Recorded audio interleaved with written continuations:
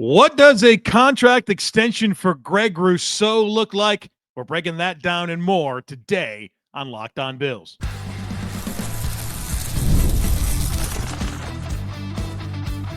You are Locked On Bills, your daily Buffalo Bills podcast. Part of the Locked On Podcast Network, your team every day.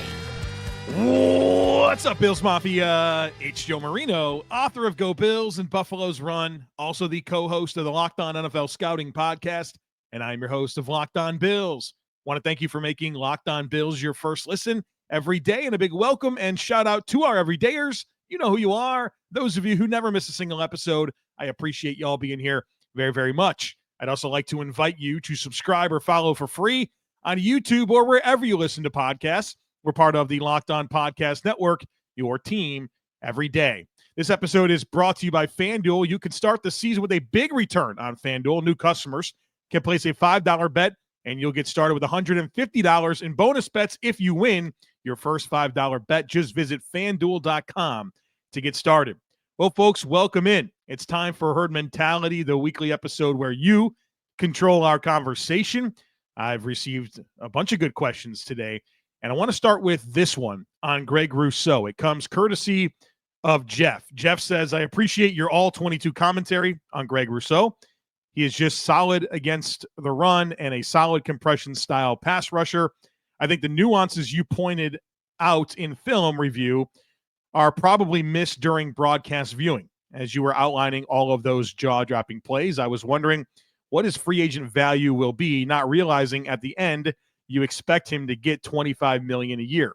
I feel like so much of defensive and free agency is based solely on the raw sack numbers. I'm not saying he isn't worth $25 million, but don't you think that the fact that he's averaged only 6 sacks per year actually works in the Bills' favor for extension negotiations?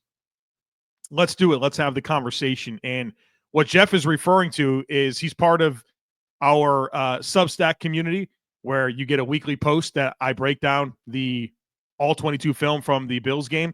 And I gave over 40 minutes worth of commentary and film clips from this last Bills game, and I spent a good amount of time highlighting Greg Rousseau and some of his outstanding plays as a pass rusher and as a run defender. And so it's cool that Jeff was able to see, hey, there's a lot to Greg Rousseau, and you're not going to catch it all if you're just watching broadcast tape or watching the game one time through on TV. So let's talk about this extension. And he kind of already told you, I expect Greg Rousseau to come in at $25 million a season, somewhere in that range, maybe give or take a couple million on either side of it. But here's my thought process. Greg Rousseau, he turns 25 in April. He's a young man, and he's an ascending young player at a premium position. Keep in mind, in high school, he played safety and wide receiver and only played 15 games of defensive line in college at Miami. And if you go back to 2022, he had 8 sacks in 13 games. Last season in 2023, he had 5 sacks in 16 games, and he played from week 6 on with a broken bone in his foot, which certainly took away from his ability to be really productive. If you remember the start of last season, he was on fire, broken bone in his foot. Understandably, maybe not the same juice the rest of the way. So far this year, he's got 5.5 sacks, 2 forced fumbles. That's already a career high. 12 tackles for loss. That's already a career high. 16 quarterback hits. That's 2 away from a career high. And he's got 37 tackles, and his career high is 50. He's having a really great season based on his own standards. He's on pace for right at about 9.5 sacks, and you could see that could certainly accelerate over the rest of the season. So far this year, he's 8th in total pressures in the NFL. In the NFL, 8th in total pressures. He's 10th in pass rush win rate at 18.5%. And everything is pointing up for Greg Rousseau as a young player that didn't play his whole life on the defensive line, right? And so it's very encouraging. Now, next season, Greg Rousseau is playing on the 5th-year option, right? A first-round pick. They pick up the 5th-year option. So his cap number in 2025 is a hard $13.4 million.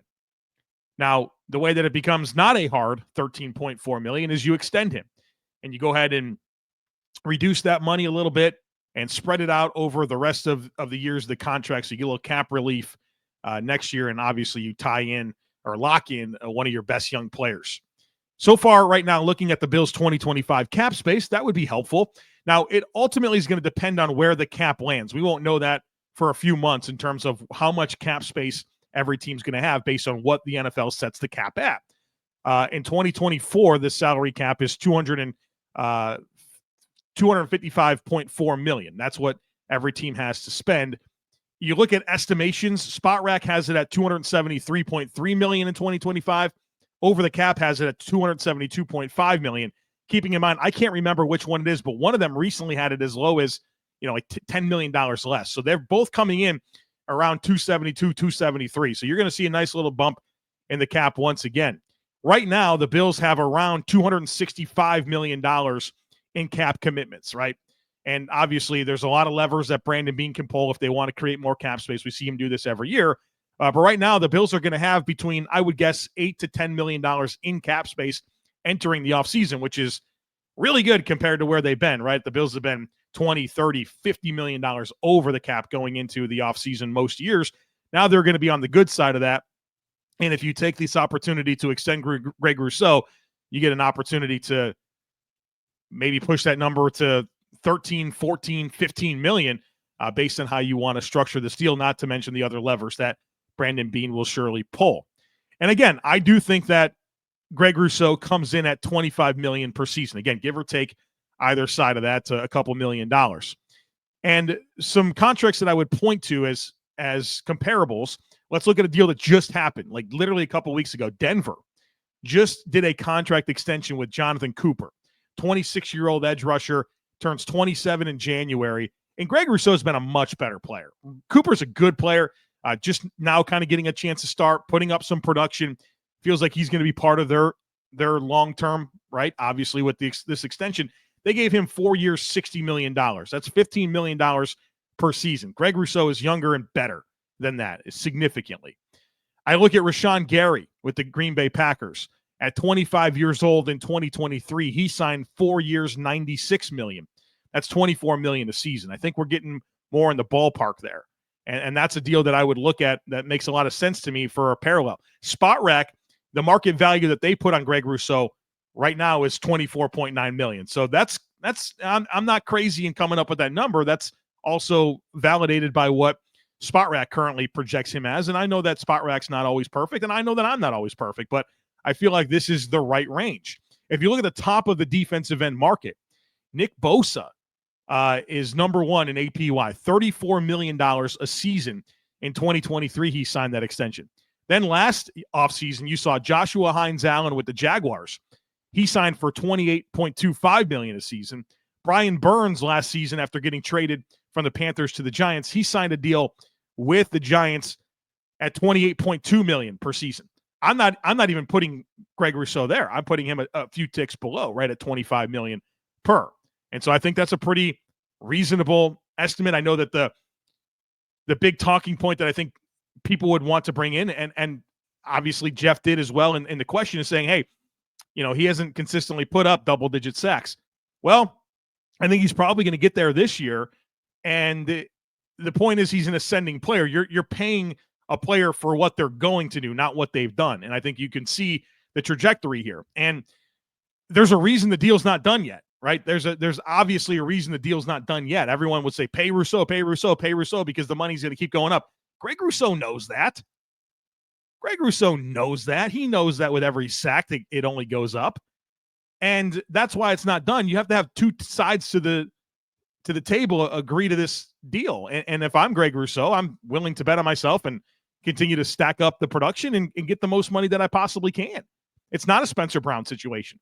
Spencer Brown was offered that deal before the season, and he thought to himself, boy, I better take that, right? It makes a lot of sense. Look at the deal that Ed Oliver got. Better take that. Look at Tremaine Edmonds. Probably got a deal that wound up being way less than what he ultimately got from the Chicago Bears. Now, you can have a bigger conversation about whether he's happy in Chicago, all that type of stuff, but the reality is Greg Rousseau knows that this only goes up. Every play that he makes, it goes up. And so that's why it's not done yet. It's not because Brandon Beane's asleep and someone needs to send him a tweet to remind him that an extension needs to be done for Greg Rousseau. Obviously, he knows that. And obviously, it requires Greg Rousseau to agree to it. And I think the reason that it hasn't happened yet is because Greg Rousseau knows exactly what's at stake. I do think this deal gets done.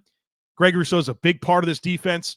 And for the way that the Bills play defense with a lot of light boxes, you got to have this type of player. You got to have that elite defensive end at setting the edge and defending the run that can really make up for your lack of desire to put 7-8 men in the box, right? This is an important part of your equation structurally for how you want to play defense. Not to mention you can get cap savings next year while locking in one of your best young players, premium position, massive hit late in the draft. You know, they took Rousseau over Odafe Owe with the Ravens. They took him over Joe Tryon-Shoyinka from the Buccaneers, and that looks like a good decision from Brandon Beane. Now, other deals to keep an eye on for the edge rusher market, the big one's going to be Micah Parsons. He's eligible as well with Dallas. Now, Dallas has been real goofy with their contract extensions. They seem to take forever. So, you know, that probably won't get done until late in the offseason, probably in the preseason would be my guess. There's no chance that Dallas is going to do the smart right thing and get that done early. But all other deals that are coming up, if you look at the 2022 draft class, guys that are extension eligible, just like Greg Rousseau, Trayvon Walker, George Karlaftis with the Chiefs, Kayvon Thibodeau with the Giants, Boye Mafe with Seattle. Those are deals that I'd look at. Plus, there's some veterans that I think are due for extensions. Trey Hendrickson, that guy deserves probably $30 million a season. Myles Garrett is definitely due for some new money. Max Crosby is due for some new money. So you're going to have plenty of deals that are going to push up the top of this market, which means two things for me. It means, number one, that Greg Rousseau, it's going up for him too. But also, if he does land at 25 and you see the headlines that Greg Rousseau is the 6th highest paid defensive end in the NFL, just realize that it's only a matter of time before he's not, and it continues to go down. So a lot of dynamics in play with Greg Rousseau and a contract extension. I think it'll get done. I think it'll be around $25 million, and hopefully that gives you all the context for how I arrived at that conclusion. All right, tons more to get to here on the other side of it, including a lot of questions and thoughts about Matt Milano and his return, what it means for the defense, what it means for Dorian Williams, what it means for the idea of playing 3 linebackers. We'll talk about all of that and more on the other side of it. Folks, be sure to stick with me. Get ready to tackle the NFL action with FanDuel, America's #1 sportsbook, because right now, new customers can bet $5 and get $150 in bonus bets if you win. The FanDuel Sportsbook app gives you everything you need to place live bets on the NFL all in one place. So when you get a hunch in the middle of the game, you can check out the latest stats, view live play-by-play, and so much more on the same page where you place your bets. Just visit FanDuel.com to join today. You'll get started with $150 in bonus bets if your first $5 bet hits. That's FanDuel.com. Never waste a hunch and make every moment more with FanDuel, an official sportsbook partner of the NFL. Prize Picks is the best place to get real money sports action. With over 10 million members and billions of dollars in awarded winnings, Prize Picks has made daily fantasy sports accessible to all. You just pick more or less on at least 2 players for a shot to win up to $100 times your cash. Run your game all season long on Prize Picks. I personally love that Prize Picks puts their members first, so all withdrawals are fast, safe, and secure. When my picks hit, I can get money in as quick as 15 minutes, and Prize Picks now offers Venmo for quick and easy deposits and withdrawals into your account this season. So download the app today and use code LOCKEDONNFL, and you'll get $50 instantly after you play your first $5 lineup. Again, download the app today. Use code LOCKEDONNFL to get $50 instantly after you play your first $5 lineup. Prize Picks, run your game. You know, just a random thought here. Greg Rousseau is obviously the hot name as it relates to extensions, but the Bills have several young players that they're going to have to figure out with extensions. That 2022 draft class was just an absolute home run for Brandon Beane.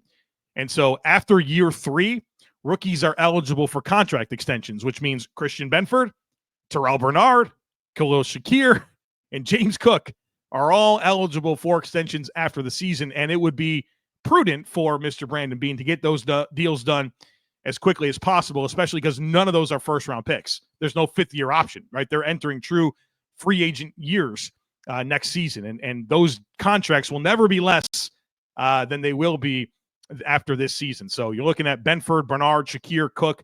Those are going to be big money deals.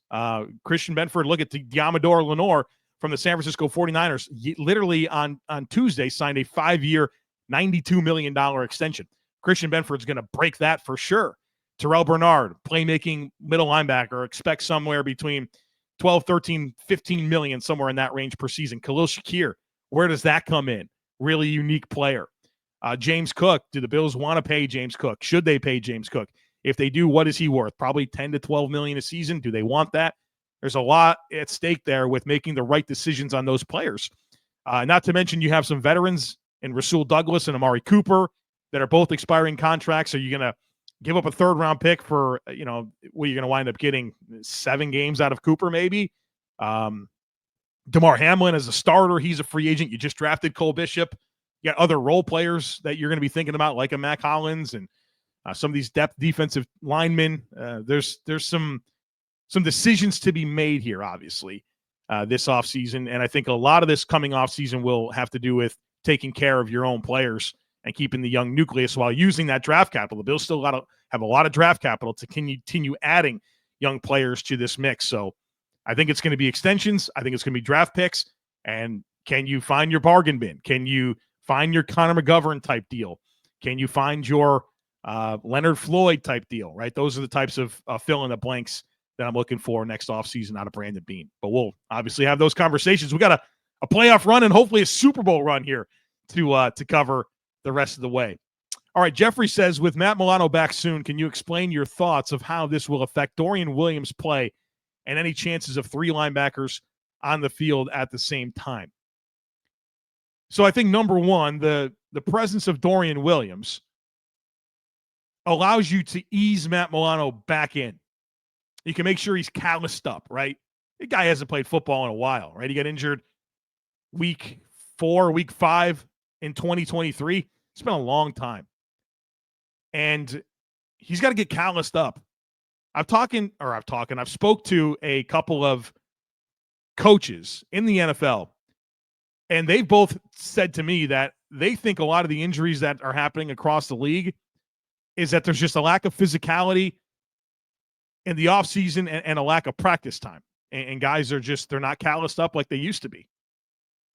So you got to be careful here to make sure that when Milano's ready to go, that there's a difference between he's ready to play and he's ready to play 100% of the snaps. How do you take advantage of the presence of Dorian Williams to make sure that Matt Milano's not going in there before he's completely ready to play every snap? Now, when Milano is ready to play 100% of the snaps, he plays 100% of the snaps. There's no question.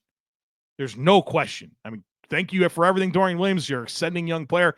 I like the trajectory. Matt Milano is one of the elite playmaking linebackers in the NFL. When he's ready for 100% of the snaps, he plays 100% of the snaps without hesitation. Now, Dorian Williams can be the LB3, and if you want to go 3 linebackers in short yardage situations, if you want to go situationally 3 linebackers against heavy personnel, you get 2 backs, you get 3 tight ends, stuff like that, where you feel like you need that to match up appropriately. Sure, those are great opportunities. The Bills play base defense around 2% of the time.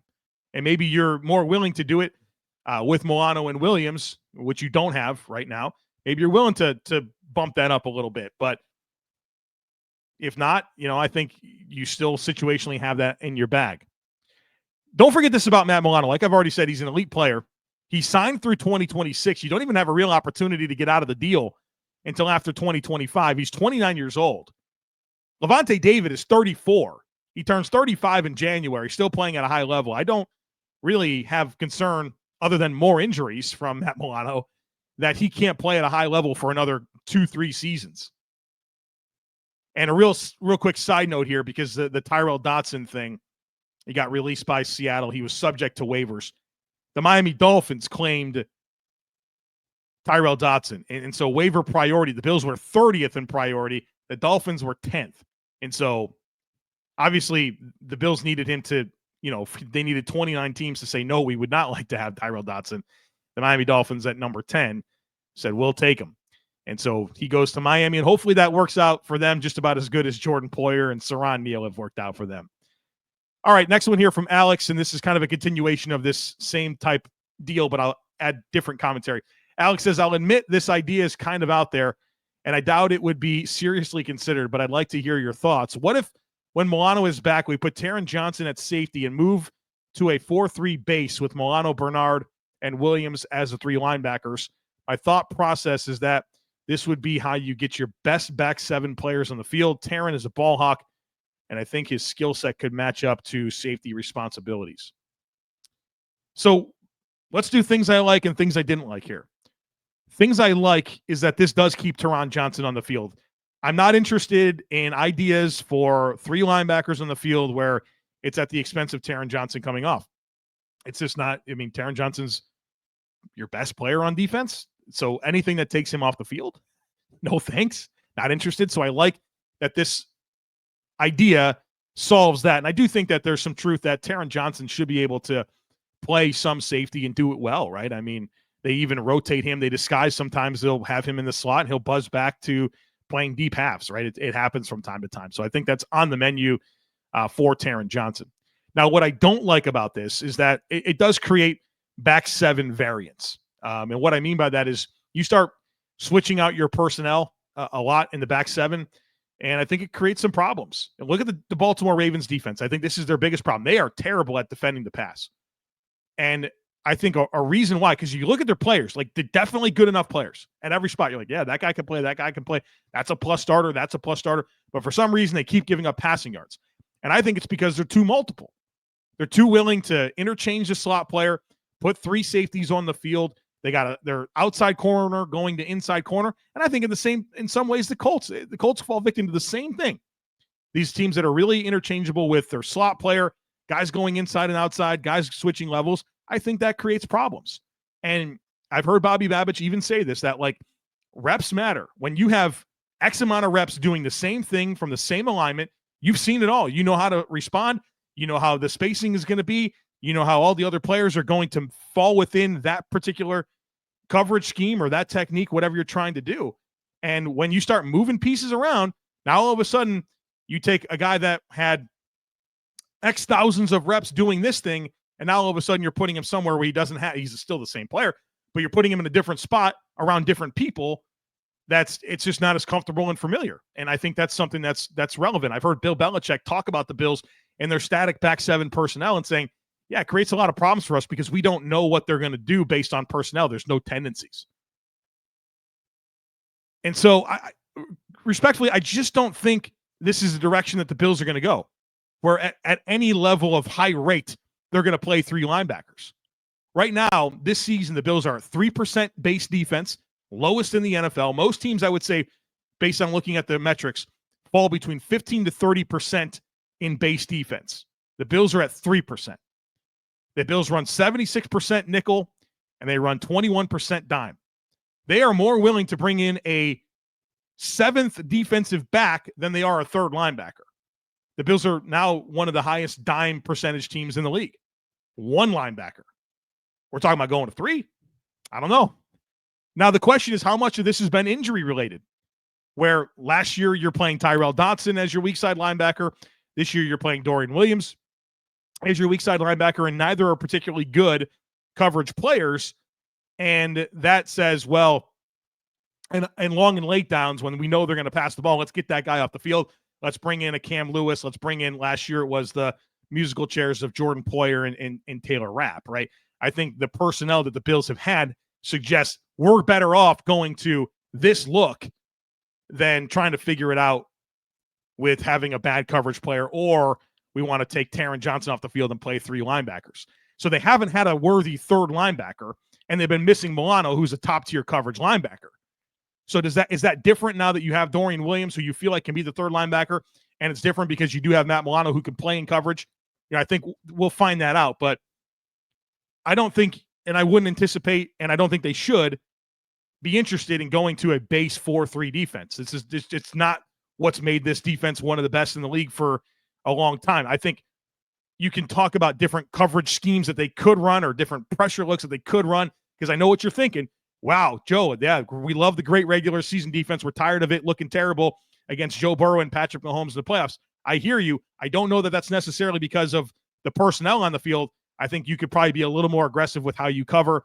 You can be a little bit more aggressive with how you pressure. I think your defensive line has to show up more in those games as well. So that's, a lot of thoughts baked into that response there, but that's kind of where I see it landing. All right, coming up on the other side of it, We want to talk about the defensive line, some offseason stuff, and, of course, Travis Kelce. What are the Bills going to do with that guy this week? Be sure to stick with me. Hey, Bills Mafia, remember our partner, Ultimate Pro Football GM? Well, they're back, and they have an amazing new game mode that I got to tell you about. This game that allowed you to step into the shoes of being a football franchise GM and lead it to glory now has a new head coach career mode. So on top of building your dynasty by drafting players, signing free agents, and hiring a coaching staff, you also get to call the offensive plays during games. Additionally, you'll dig the new tools that you can work with, such as individual training camps and an upgraded negotiation system. So this fun and realistic game just got a lot better. If you already have it installed, be sure to update it so you can try out the new mode. If you don't have it yet, download it right now. It's a must-have for all football fans. I love it, and I know that you will too. Ultimate Pro Football GM is completely free, has no ads, is playable 100% offline, on the go, as you want and when you want to. And here's a special offer for Locked On fans. Use our promo code LOCKEDONNFL, all caps inside the game store, to receive a free boost to your franchise. Make sure to get it, as this perk will jumpstart your play and give you the advantage you'll want in creating a dynasty. To download the app, just visit ultimate-gm.com or look it up on the app stores. Ultimate Pro Football GM. Start your dynasty today.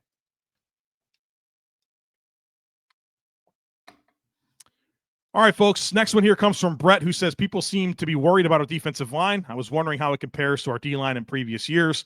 Also, I wonder if schematically we have changed at all over the years as a defense and as a defensive line unit. I would say that this defensive line feels similar to recent years. I think the biggest thing late in the year, they haven't been healthy. Of course, Von Miller going down Thanksgiving.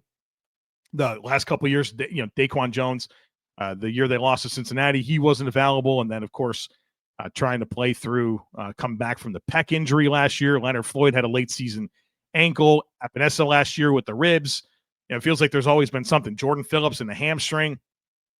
Whatever it's been lately, there's just been injuries late in the season that have hurt the Bills' defensive line in the playoffs. And I would say that I'm still looking for more impact out of the interior guys. At Oliver, Daquan Jones still need to be better, still need to make more of an impact. There's no question. As far as the scheme goes, I'm not sure there's much difference there. I think the Bills are more willing to play some odd front looks with a stand-up defensive end, but I mean, it's conceptually still an up-the-field style defensive line. I'm nervous about it. The Bills don't have that guy. I mean, Greg Rousseau is awesome. Ed Oliver can be awesome. Epinesa sometimes is awesome, but they don't have a guy like a Myles Garrett or a TJ Watt or a Nick Bosa or a Chris Jones or a Dexter Lawrence. Or Aiden Hutchinson. They don't have that guy that's going to dictate everything about what the offense does. And so hopefully the sum of a bunch of pretty good players and, one almost that guy in Greg Rousseau, hopefully that's good enough, but we'll find out. Derek says, if the season ended today and the draft was tomorrow, who would you pursue in the first round and the second round? Would it be a receiver, run-stuffing defensive lineman, or an edge rusher? I'm always curious how we balance the draft and free agency. The understanding a premium position being cheap in the draft is crucial. And if you had to spend premium money on a veteran for a position where we don't have the luxury of developing that position and need immediate impact, what and who are you willing to spend that money on? Well, I've watched 28 players for the 2025 NFL draft, so I'm not super well versed in spitting out names and talking about where the value is going to be. But I do feel like my urgency right now as I think about the draft would be the defensive line, whether that's edge rusher or interior. I'm looking for more impact. The Bills need opportunities to get younger and have more cornerstones in the mix, your real building blocks moving forward. Right now, I think your building blocks kind of long-term are Greg Rousseau and Ed Oliver, and that's about it, right? In terms of you think 2-3 years down the line, who's going to be part of the mix? I'm not sure I can give you another player. Maybe Javon Solomon will be something. I'm not sure, right? There's a lot to learn there.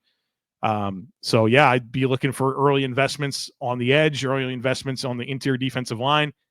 Wide receiver comes into play. I think a day 2 receiver, if the Bills don't bring back Amari Cooper, that makes sense. If they do bring back Amari Cooper, then I probably wouldn't make that type of investment. Maybe later on in the draft, I'd be thinking receiver.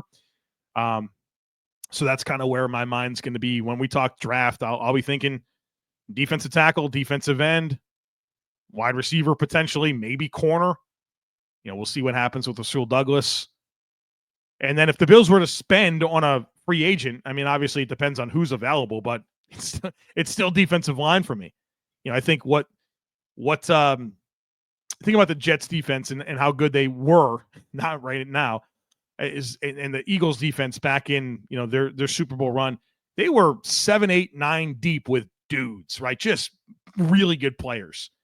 And I think the Bills want to be that, but they might not have the same level of depth. And so I think they need that. I think they need that in a big way. So I want to stock that cupboard full of guys that can win one-on-one battles in the trenches. Justin says, when it comes to X's and O's, you're my go-to. Cornerbacks sometimes follow receivers wherever they line up. I watched every snap of the Chiefs and the Bucs, and Travis Kelce kept getting free releases off the line of scrimmage. He had 14 catches for 100 yards.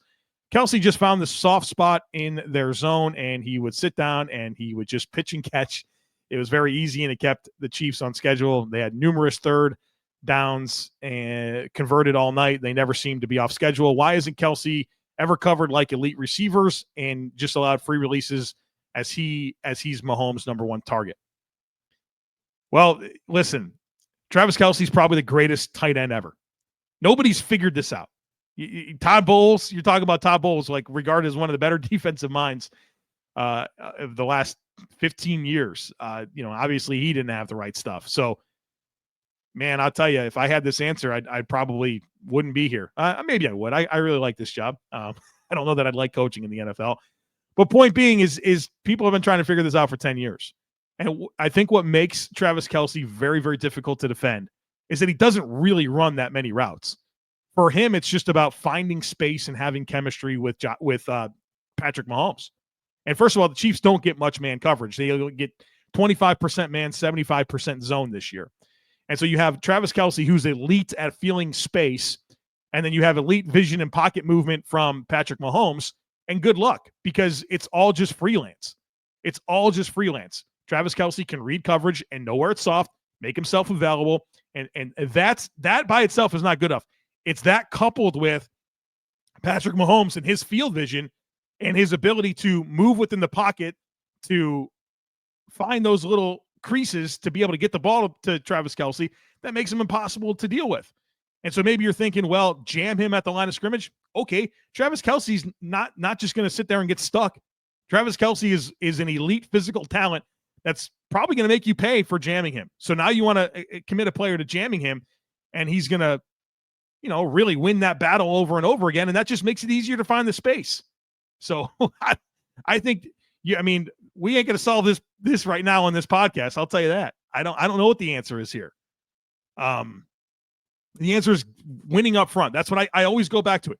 How do you deal with that? Well, you got a guy that can find space. You got a guy that can move within the pocket and get the ball to the guy who can find space, beat blocks, and sack the quarterback, right?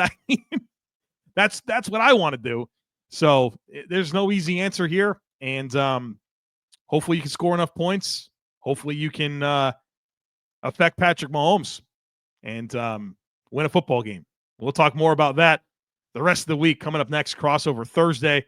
My primer on the Chiefs, final thoughts coming up on Saturday. So much content coming your way, not to mention what's going on in the Substack. Don't miss out on that. There's a link in today's show notes to check that out. If you want those film breakdowns like Jeffrey was talking about in the first question, you get them in the Substack. There's a link in today's show notes to be part of that.